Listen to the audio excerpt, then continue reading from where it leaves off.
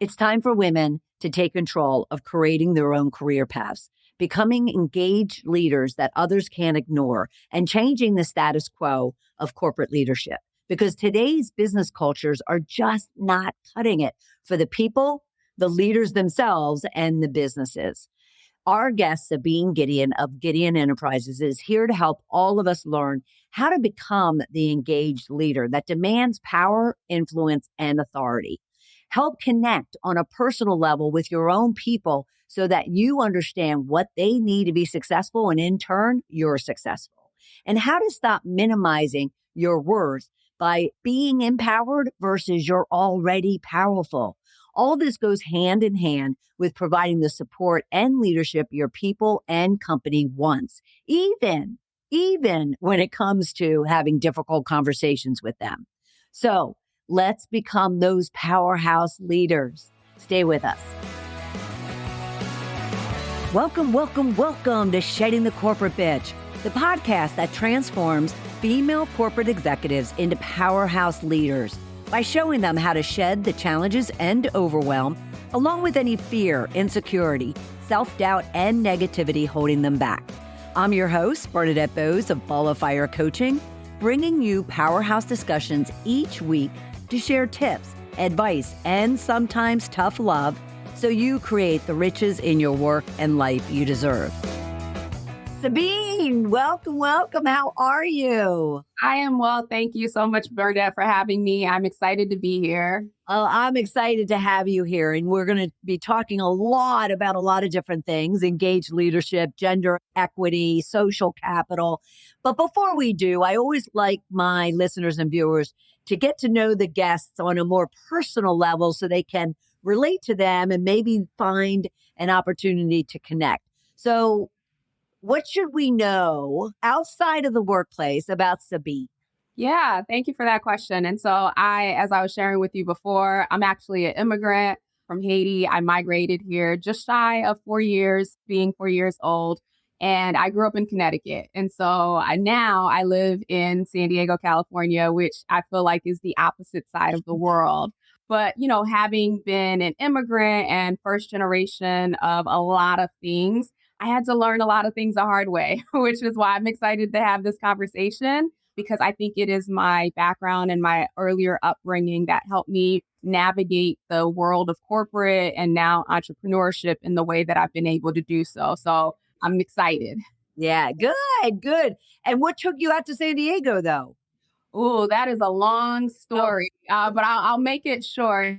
I came out here for an event, and it was the first time that I was here in California. I'd made the transition out of corporate America with no clients, no idea what I was doing, just a hope and a wish and a whisper from God, basically. And after being here for a weekend event, when I went back, and I had already been in the space where I was praying, like, where's the next place that I'm going to be sent to? And it came back here, California, Southern California, San Diego, like the way everything just opened itself. Like, there's those times and those periods in life where doors just open and it's so effortless. So that's what led me out here to San Diego. Some days I'm still trying to figure out what I'm just supposed to be doing out here, but I was obedient and I'm here. Right. No, that you'll find your footing, and you're young enough to find that footing and figure out, what exactly your purpose is. But you support corporate professionals now, probably along with some entrepreneurs. So, and being that you have that experience, that's going to be awesome in regards to what it is that we want to talk about today. So let's dive into that, because what I first want to understand from you and your viewpoint is, how do you perceive engaged leadership to be? What does that look like for one of our listeners or viewers? Yeah, so that is a loaded question in itself, in the sense that leadership, or the definition or the expectations of leadership, is shifting so quickly in our environment and in the workplace.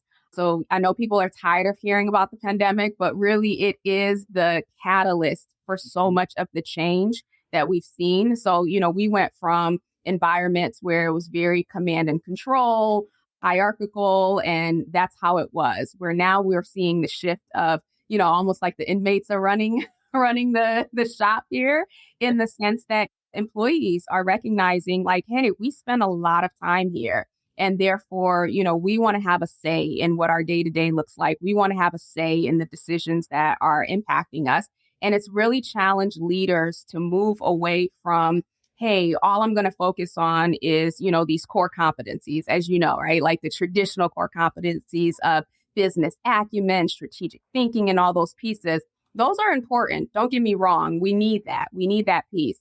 But you look at the competencies that have risen to the top over the last couple of years. So we're looking at empathy, we're looking at communication. Emotional intelligence was always up there, but it's become the things that were considered soft skills, if you will. Right. Now they are at the top. And I heard someone refer to them as power skills versus soft skills. And I loved that reframe of it, because that is where you get to really connect with people. When Right. you take away the role, you take away the stuff, if you will, of the doing, and you look at the way that we're being, that's what shifts. And that's what allows you to not only, cast your vision, but to get people to buy in and move towards that. And so to me, engaged leadership is that space where you are now marrying the business results, the hard skills, if you will, with the power skills, and that you are tuned into not only what's happening in the marketplace, but what's happening in the workplace with the actual individuals who are supporting you to reach whatever mission or goal that you have.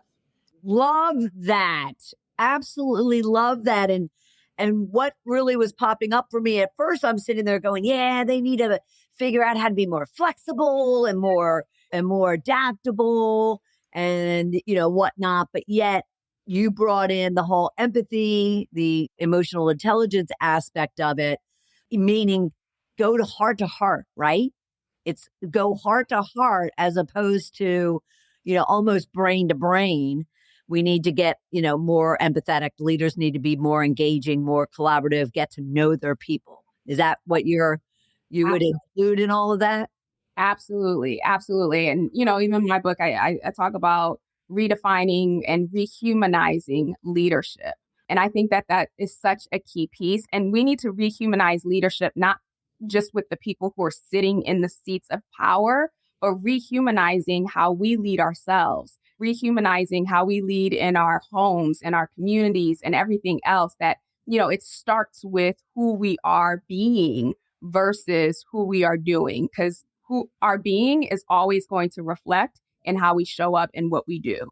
Well, I absolutely love that. And also the whole platform, if I could call it that, of your book, Leadership Reloaded. So share with us a little bit about that.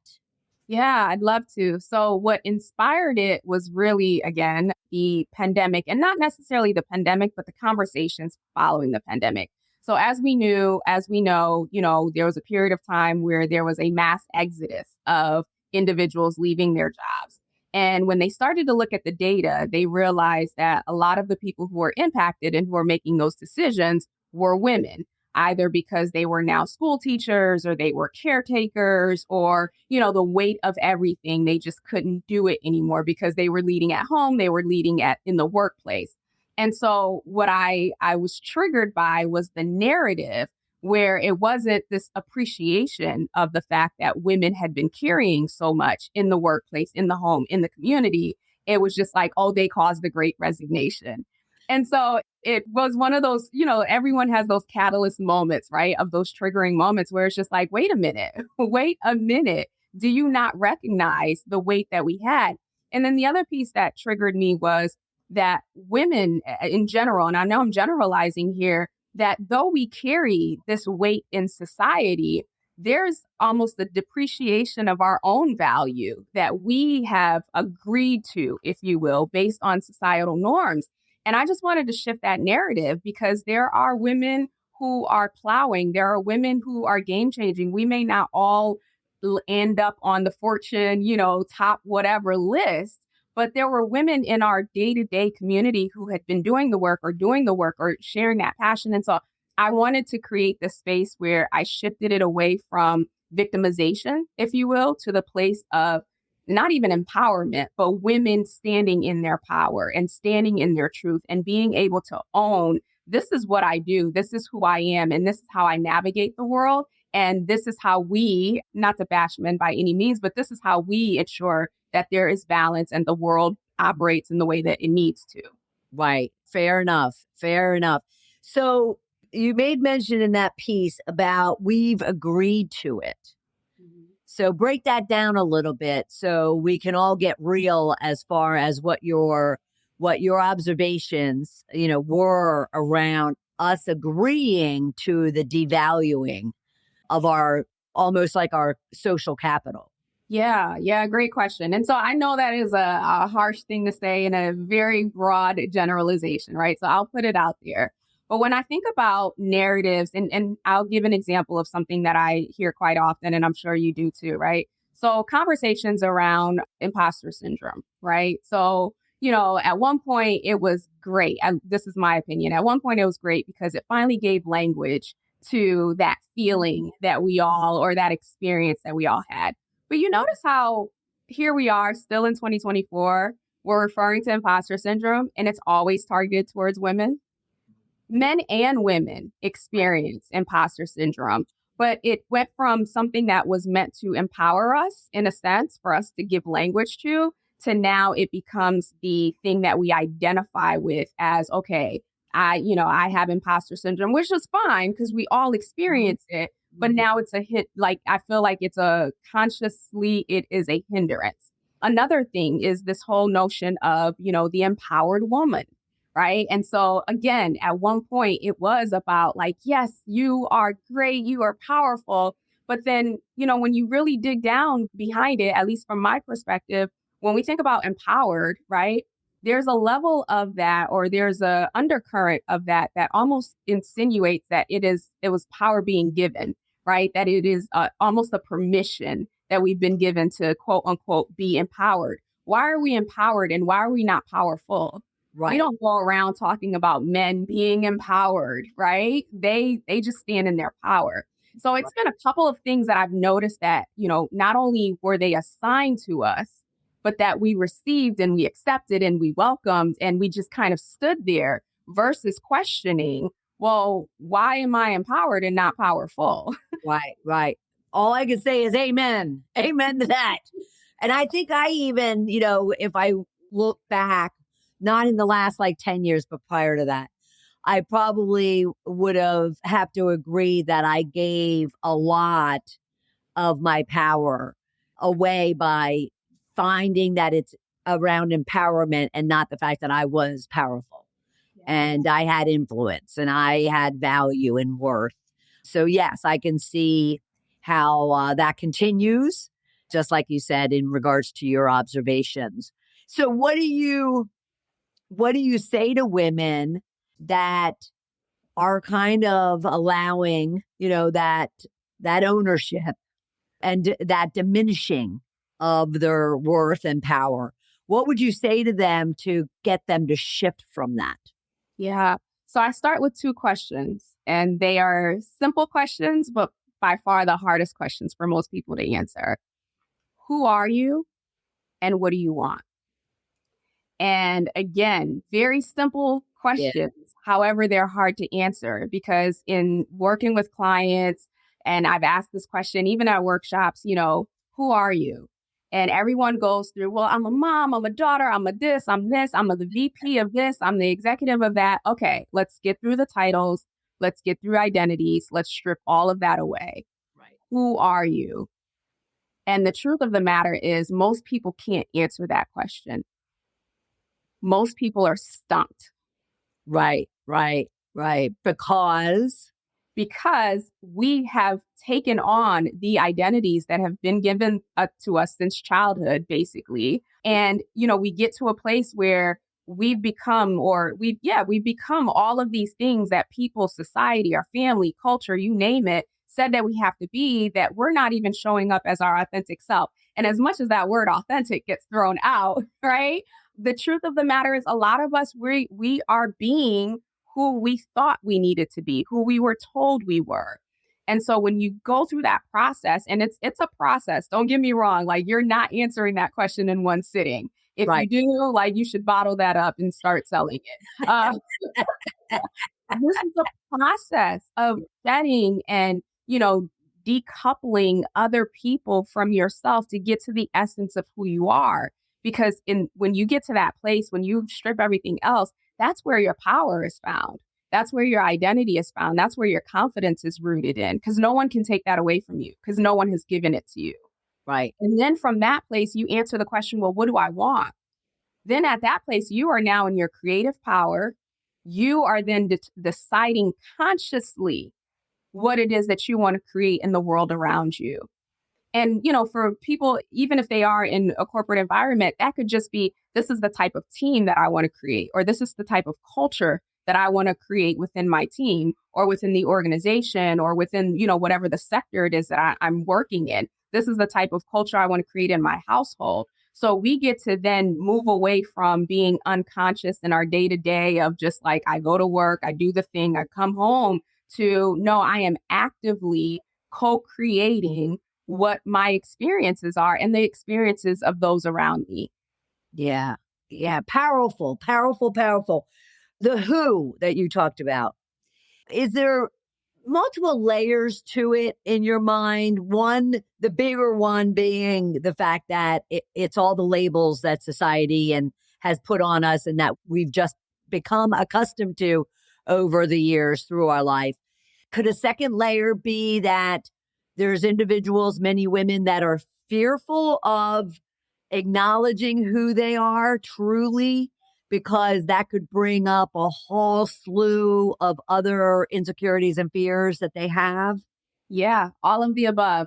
Marianne Williamson's poem, Our Deepest Fear, right? It's not the darkness that scares us, but it's the light that within us that scares us. Yeah. And so I can quote that poem all day long, but when you think about it, we have to dig. We come into this world like almost a clean slate, right? And depending on the challenges or the experiences of our parents and our caretakers and school teachers and all of that, we are taking on everybody's drama, everybody's thing. And it's almost like by the time we're ready to formulate our own thought, we have the thoughts of everyone who was in our space when we didn't have the ability to rationalize or to say, oh, mom's just having a bad day, right? Like we took that as, okay, I'm bad, or whatever meaning we assign to it. And then we grow up in the world. And at no point in the school system, at no point in general society, is there ever a place where people are encouraged to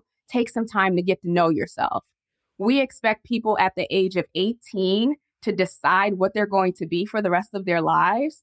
Like what, how ironic is that? And how and then, we're telling them like, oh, this is the pathway. You pick one path and you go down that. Who said? Right. Who said at 18, I don't know about you, Bernadette, I didn't know who I am. I'm still discovering who I am. Right. And so it's the system and the way that we're brought up conditions us to be in this space where we're taking in. And then not only are we taking in, but we're just modeling everything that we see. And so I know I love your story and the fact that you were like, I was ambitious. I wanted to be successful. And so I was emulating, what I saw as success. Most Right. of us, even if you're not, overly ambitious, you're still emulating someone. You're Mhm. emulating something. Right. Unless you're totally in touch with yourself and then it's all you. But 99.9% of us are not doing that. So, what is the drawback? What is the impact to women in leadership and or their path into leadership if they don't get in touch with truly who they are and what they want? Well, two, you get to live life less than who you could be, in the sense of not less than as a person, but not experiencing the full power of your glory and of your essence. That's first and foremost. Second, I'm a true believer that, we all have greatness within us. We all have this, amazing, whatever purpose that we get to create in the world, this footprint that we get to leave. And so there's that piece. The thing that I'm most in this particular case is, for many of us, we had to learn the hard way. There are a lot of things that we had to learn the hard way. There are a lot of scrapes, a lot of bruises that we had to learn simply because we didn't have the models in place, like in terms of other women, to show us a pathway that was outside of the norm. So when you think about the daughters and the nieces and the granddaughters who are coming up, if we don't do that, if we don't do the work, then we leave a legacy of young girls who are insecure and riddled in fear and feel like they have to compete with True. other women and everything else. And so I feel like we have an accountability. This goes back to the leadership, that we're all leaders. We have an accountability to do the work, not just for us in our lifetimes and what we get to experience, but that we leave a trail, because I believe success leaves clues. We leave a different trail for the next generation that is coming up so that they don't have to endure what we endured. Yeah. Yeah, absolutely. And there in itself is a great what you want, a great legacy, a great why for doing everything that one's doing. I want to kind of then circle back to the main topic of our conversation is leveraging all of this that we just learned and became maybe even aware of for the first time, but the importance of it. And how can all of that be an engaged leader? How can that help with our relationships with our employees to the point of even handling difficult conversations with them? Yeah, great question. So I'm going to do this from two spaces, right? So first, engage leadership. There's a lot of self-leadership that starts there, right? So Yes. when it comes to, especially now, you have, from a workplace perspective, I admire everyone who is leading others in the workspace, because now you have a variety of different things that you have to be aware of, if you will, versus, back when I was in corporate, some of these things didn't even have words to them. So from an engaged leadership perspective, you start humanizing it. Every person is individual. So, we talked earlier, right? If you just saw me, you'd probably be like, oh, okay, she's a Black woman from San Diego. Actually, I'm not, right? Like, there's a whole nother culture that I was born into, being from Connecticut. All of these layers have created my lived experiences. So from an engaged leadership perspective, before you can even motivate someone, even if the conversation is a happy conversation, you have to know who that person is, right? Like, you have to understand, well, what is it about them? I remember this one time, and I'll give this example. I was coaching a manager. In this particular case, it was a he. And the individual that he was managing was a young woman who had different life experiences. And he didn't understand that, based on his approach, that she felt discriminated against, or she felt like she didn't have his support specifically. And so I asked the simple question, and the challenge from an outsider could look like, oh, okay, well, she's not meeting expectations. But when I asked the simple question of, well, what motivates her? They'd been working together for a year and a half, Bernadette, and he didn't know the answer to that question.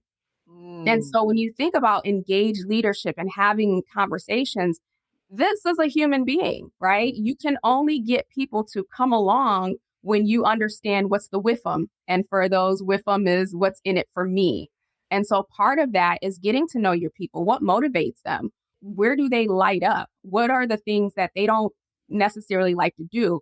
What are some of the lived experiences? And you don't have to be a therapist here. I'm not saying Right. become a therapist, but Right. what are some of the lived experiences that might impact the way that they perceive, your feedback or your constructive criticism, if we want to call it that? So you start by getting to know your people and asking really basic questions up front, and creating the space where people can communicate to you in a way that, one, you're receptive. I think that's another piece. If I can divert here, is that, I've had leaders go and, not only give feedback, but ask people for feedback about themselves. Yeah, And that is a very humbling experience for it leaders. is.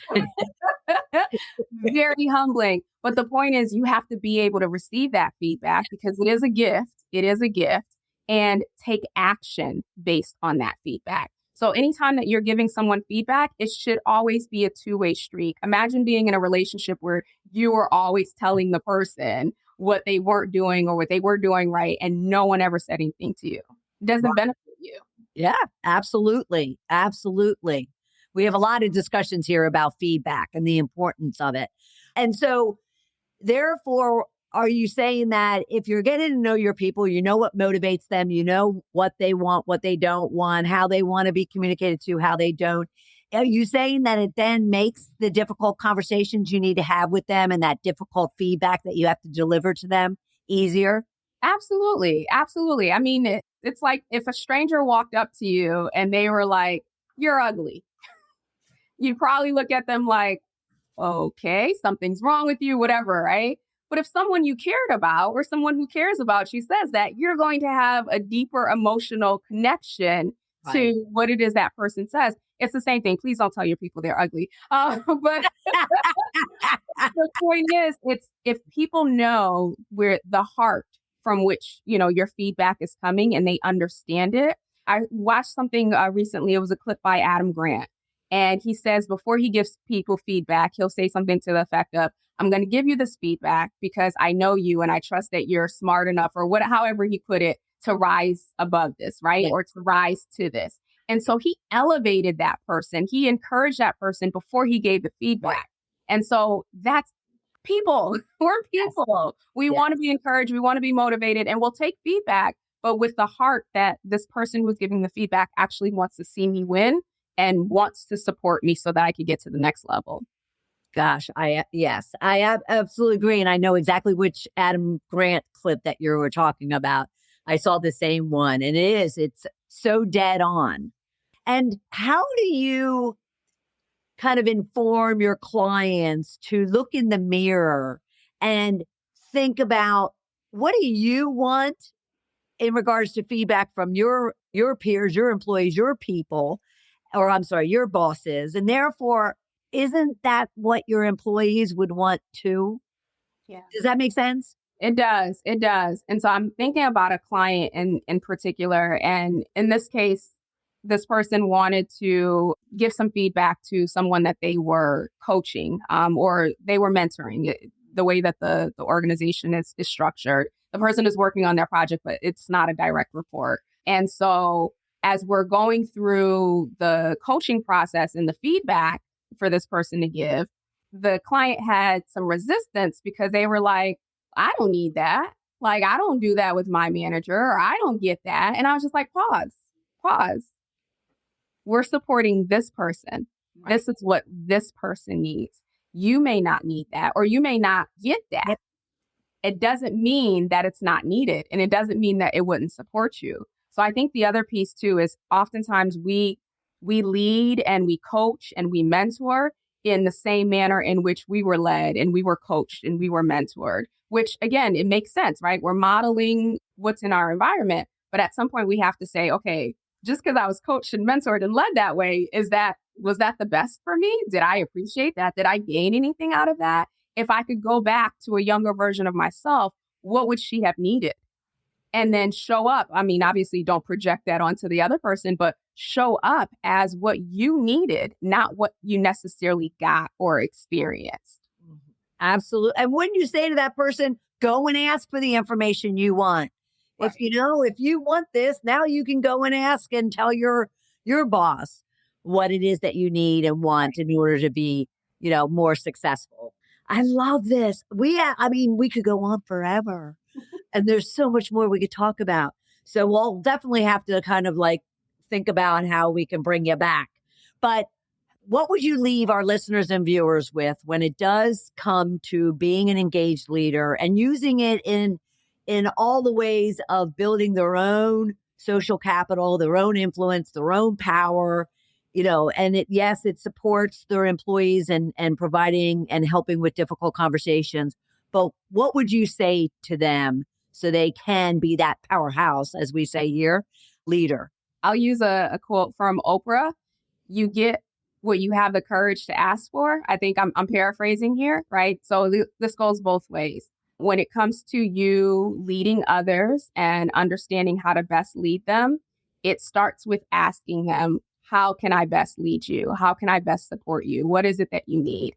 And then at the same time, being courageous enough to ask those around you, whether it is your direct reports, whether it is your senior leadership or others, what it is that you need to be supported. Because again, just because you don't have something or you haven't gotten something doesn't mean that it's not available. Right. Yeah. Sabine. This has been fantastic. All right, Sabine, I know you have a lot of great gifts and resources on your website at sabinegideon.com/gifts. Tell us, what do we get? Yeah, thank you for that. So when you go to the website, you will be able to grab some free downloads around mindset, around procrastination, time management, leadership. And you'll also get access to the link to my podcast, which is Women of Purpose, Power, and Prosperity. Awesome. This has been fantastic, Sabine. Thank you so much for all that wealth and knowledge. I greatly appreciate it. Thank you, Brenda. It was an honor to be on the show. And everybody, please, SabineGideon.com. Check her out. Also, follow her on LinkedIn. Look up Sabine Gideon. Look for that smile. And for those listening, just, put in there Sabine Gideon. And then, of course, grab her gifts at SabineGideon.com/gifts. Again, thank you. And I'll look forward to staying connected with you. Same here. Thank you. Welcome. I noticed in this conversation with Sabine that I say, I love it a lot. And I do. I loved it. She was such a powerhouse, providing us some great tips, strategies, and even experiences of her own and her own clients when it comes to becoming that engaged leader. And yes, difficult conversations was an element of it. But at the same time, it was really, how do you get to the point of being an engaged leader? Because until you get there, can you have that confidence and that certainty and that self-belief to where there's no such thing as difficult conversations? It just is a conversation between two people to ensure that we're adding value to them. And maybe if we're doing our own self-assessment, as she recommends, that we're also getting value from those discussions. It's not enough for women to feel empowered. That's almost kind of diminishing the fact that you're already powerful. I just absolutely loved the little, just droppings that she had throughout the discussion. She had so many great tidbits to offer us. And I'm curious, what did you walk away with? What will you start really thinking about and considering and shifting into? Or what kind of tip did you walk away with that you could start leveraging even with your people at work? I'd love to know, so you can be sure to follow me on LinkedIn and leave me a comment. Or if you have any questions for Sabine or myself, you can leave them there. And of course, if you have any challenges of your own to become that powerhouse leader for yourself, for your team, and for your business, then be sure to book a call with me and let's chat. And I'm so glad that you are here with us this week, and I'll look forward to having you for another episode of Shedding the Corporate Bitch. Bye.